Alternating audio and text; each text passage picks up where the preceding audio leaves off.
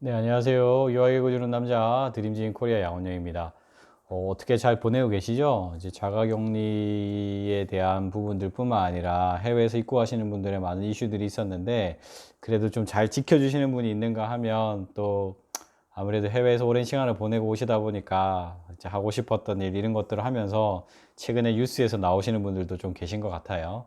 어쨌든 이게 본인의 문제뿐만 아니라 국민과 다른 커뮤니티에도 영향을 미칠 수 있으니까 해외에서 오시는 분들 좀 힘들지만 2주간 자가격리 잘 해주셨으면 좋겠다는 말씀 전해드립니다.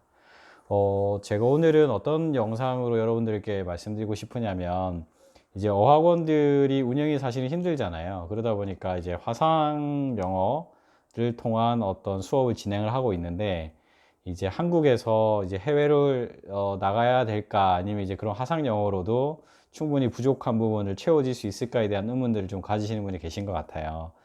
아, 제가 생각할 때 이 두 가지 조건이 맞추어지면 사실 화상 영어가 굉장히 좋을 텐데, 아직은 좀 미흡한 게 없잖아 있는 것 같습니다. 첫 번째는 뭐냐면, 아무래도 이게 줌이라든지 아니면 온라인으로 할 수 있는 화상 회의의 어떤 툴을 가지고 수업을 하다 보니까 학생들이 느낄 때 실질적인 어떤 수업에 내가 참여하고 있다라고 하는 부분들에 있어서 실질적으로 이제 수업 교실 안에서 내가 선생님하고의 어떤 인터랙티브가 되는 부분들이 아무래도 화상이다 보니까 집중도에 대한 게 좀 떨어지는 것 같아요.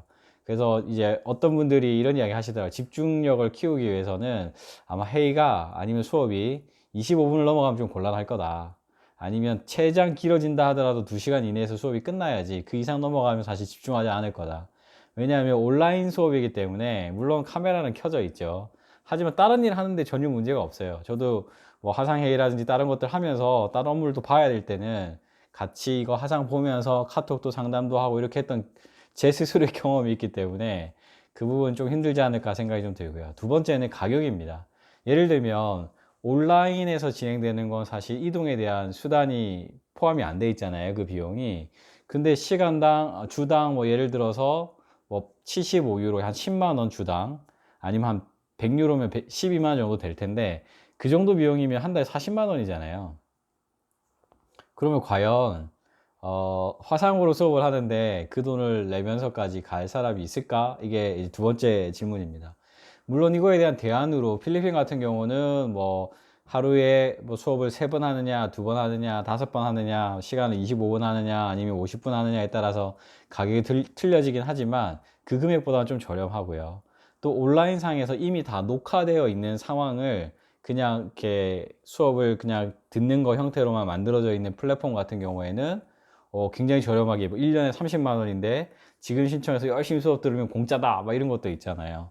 뭐 너도 할 수 있어 뭐 이런 것들이라든지, 아니면 뭐 영화를 가지고 수업을 한다든지, 뭐 그 외에 다른 수업들이 이렇게 인터랙티브한 게 아니라 이제 우리가 인강처럼 녹화되어 있는 거를 내가 주제에 맞게끔 이제 날짜에 맞게끔 듣는 형태라면, 사실 거기는 뭐 비용 발생이 이렇게 많이 나오는 게 아니기 때문에 뭐 사람 수가 점점 더 등록이 더 늘어나면 늘어날수록 더 많은 수익을 만들 수 있기 때문에 비용을 낮춰도 되겠죠. 이제 그런 형태들이 있습니다. 그래서 본인의 어떤 공부에 대한 스타일에 대한 부분들이 어떤 것이냐에 따라서 이 학습에 대한 어떤 머티리얼도 달라질 수 있을 것 같고요. 저희 아들도 지금 이제 중1인데 학교를 안 가다 보니까 혼자서 이제 공부를 해야 되잖아요. 근데 이제 공부에 대한 습관이라고 해야 될까요? 자기 주도 학습, 자기 스스로 계획도 짜고 뭐 인강을 보든 아니면 책을 보든 스스로 뭔가를 해낼 수 있는 능력이 길러져 있는 사람이라면 이 시기를 잘 이겨낼 수 있겠지만, 아직 그런 단계가 아닌 사람들은 참 힘든 시간이 아닐까 생각도 좀 들고요.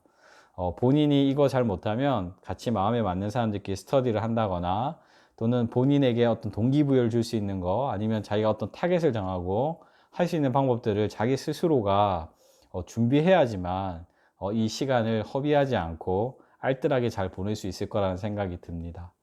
모쪼록 그 코로나 바이러스에 관련해서 우리 그 의료계 가장 최전방에서 열심히 애써주시는 의료진 여러분들과, 또 나라상에서 이 부분을 잘 해결하고자 통제하고 또 관리하고자 더 이상 번지지 않게 확진자가 더 늘어나지 않도록 애써주는 여러 관계자분들과, 그리고 또 우리 국민들 모두가 다 최선을 다해서 스스로의 어떤 건강도 챙기지만 다른 사람에도 옮기지 않기 위해서 노력하시는 여러분들에게도 모두 박수를 보내드리고요. 우리나라가 진전이 돼도 다른 나라들이 또 고통을 받으면 어차피 돌고 돌면 또 돌기 때문에 다른 나라들도 빠른 회복이 있었으면 좋겠다는 생각 듭니다.